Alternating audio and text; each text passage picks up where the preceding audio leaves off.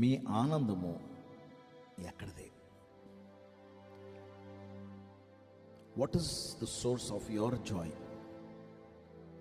Wait minute ప్రోగ్రామ్ను వీక్షించడానికి ఆన్లైన్కి వచ్చినటువంటి మీకు ప్రభు పేరట శుభములు కలుగును గాక. ప్రియమైన వాళ్ళారా, మనకు లోకంలో మనల్ని ఆనందింపచేసేవి ఏంటి అంటే ఒక ఆట, ఒక టీం గెలవటము, ఆ టీంని మీరు సపోర్ట్ చేశారు కనుక ఆ టీం గెలిస్తే ఆ టీం ఒక 4 కొట్టింది, లేకపోతే ఆ టీంలో ప్లేయర్ ఎవరు బ్రహ్మాండంగా బ్యాటింగ్ చేశాడు, లేకపోతే ఫుట్బాల్ గోల్ కొట్టాడు, ఏదో వాట్ ఎవర్ ఇట్ ఇస్, మీ అమ్మాయికో మీ అబ్బాయికో సీటు దొరికింది, లేకపోతే మీ అమ్మాయికి సంబంధం కుదిరింది, లేకపోతే మీరు మంచి ఉద్యోగం సంపాదించుకున్నారు, ఏమో అంటే ద సోర్స్ ఆఫ్ జాయ్ ఏదన్నా అవ్వచ్చు. బైబిల్ గ్రంథం 2 సోర్సెస్ చెప్తుందండి. ఒకటి రోమీయులకు రాసిన పత్రిక 14వ అధ్యాయము 17వ వచనంలో పరిశుద్ధాత్మ యందలి ఆనందం అని చెప్తున్నారు.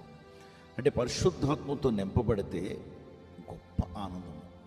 అయితే దేవుని బిడ్డలారా, నేను ఫోకస్ పెడుతున్న విషయం ఏంటంటే తెస్సలోనీయులకు రాసిన మొదటి పత్రిక 2వ అధ్యాయము 20వ వచనం, 19-20 వచనాల్లో పౌలు తన అతిశయానికి, మహిమకు, ఆనందానికి కారణం ఏంటో ఒక మాట రాస్తున్నాడు. చాలా విచిత్రంగా అనిపించింది నాకు. ఏంటి ఆ ఆనందం అంటే, దేవుని బిడ్డలారా ఏమంటున్నాడంటే ప్రభు రాకడను గురించే కాదు, ప్రభు రాకడను గురించి చాలా ఆనందంగా ఉంది, అతిశయిస్తున్నానని చెప్తున్నాడు, ఓకే. కానీ నా ఆనందము, నా మహిమకు కారణము మీరే అంటున్నాడు. ఎవరిని? సంఘానికి, తెస్సలోని సంఘానికి రాస్తూ నా ఆనందానికి కారణం మీరు అంటున్నాడు. దేవుని బిడ్డలారా, నాకు నిజంగా దేవుడు ఒక గుణపాఠం నేర్పించాడండి. ఎందుకంటే నా పరిచర్యలో కానీ ఇతర పరిచర్యలలో కానీ క్రైస్తవ సంఘాలను చూసినప్పుడు సంఘాల్లో జరుగుతున్నటువంటి అవకతవకలు, పాలిటిక్స్, స్ట్రగుల్ ఫర్ పవర్ అంటే దేవుని శక్తి గురించి కాదు, స్ట్రగుల్ పొలిటికల్ పవర్ గురించి. అంటే మేము ప్రెసిడెంట్ అవ్వాలి, మేము సెక్రటరీ అవ్వాలని కానీ, వాళ్ళు ఎవరో ఏదో సంపాదించుకున్నారు, ఏదో కొనుక్కున్నారు, ఆ పరిచర్య బాగుందంటే కుళ్ళు కానీ, ఇలాగ రకరకాలుగా చాలా సంఘాల్లో కనిపిస్తుంటుంది. ఇది చూసి నేను చాలా నిరాశపడుతున్నాను. కానీ పౌలు అంటున్నాడు, నా మహిమకు, నా ఆనందానికి కారకులు ఎవరంటే సంగమా మీరే. ఎంత మాట అండి! నాకు చాలా ఆనందం కలిగిందండి, అంటే చాలా ప్రోత్సాహం కలిగింది. ఎందుకంటే ఇంచుమించు 27 సంవత్సరాల తర్వాత నాకు ప్రోత్సాహం లేదు. ప్రభా, నువ్వు ప్రోత్సహించని దేవుణ్ణి అడుగుతుంటాను, యేసు ప్రభువాన్ని. ఈరోజు ఈ వాక్యం మీ దగ్గరికి తీసుకొస్తూ వింటున్నావే, మీరేనండి, మీరు వింటున్నందువలన నాకు ప్రోత్సాహం. ఈ మాట తీసుకొచ్చి మిమ్మల్ని బలపరుస్తున్నానే, నా ఆనందానికి కారణం మీరు. నేను ఘనత పొందుకోవటానికి, నేను మహిమపరచబడటానికి కారణం ఏంటంటే మీరే. మీరు వింటున్నారు, బలపరచబడుతున్నారు, మీరు ప్రోత్సహింపబడుతున్నారు, మీరు జీవితంలో ఎన్నో జవాబులు పొందుకుంటున్నారు. చాలామంది నాతో అప్పుడప్పుడు చెప్తుంటారు, ఏమనంటే మేము ఆ రోజు చాలా స్ట్రగుల్లో ఉన్నామండి, రాత్రి మేము మాట్లాడుకున్నాం, ఉదయం వెయిట్ మినిట్ ప్రోగ్రామ్ అని ఆన్ చేయగానే ఆ మాట మాతో డైరెక్ట్గా మాట్లాడారు, దేవుడు మిమ్మల్ని వాడుకున్నారు అని చెప్తుంటే నాకు చాలా సంతోషం వేస్తుంది. ఎందుకంటే దేవుని చేతిలో నేను ఒక పరికరంగా ఉన్నానా దేవుని చేతుల్లో నేను ఒక పనిముట్టుగా ఉన్నానా? దేవుని పెట్టలేరా? నాకు ఎంత ఆనందమో తెలుసండి. It's a greatest source of encouragement. మీరు పంపించే లైక్స్, మీరు పంపించే ప్రోత్సాహకరమైనటువంటి కామెంట్స్ నాకు చాలా ఆనందం కలుగు చేస్తుంటాయి. పౌలు గారు ఆ రోజుల్లో యూట్యూబులు లేవు, ఫేస్బుక్లు లేవు, ఏమీ లేవు.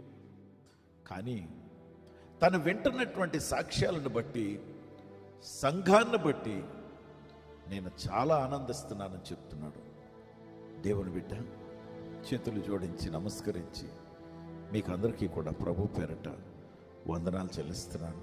Because you are the source of my encouragement today. ఈరోజు నాకు ప్రోత్సాహం కలగటానికి గల కారకులు మీరు. కనుక మీరు ఎక్కడున్నా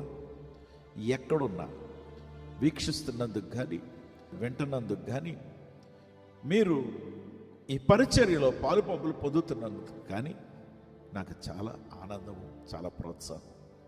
నేను చాలా జాగ్రత్తగా మాట్లాడుతున్నానండి. I'm not talking about offerings. Offering గురించి మాట్లాడటం లేదండి నేను.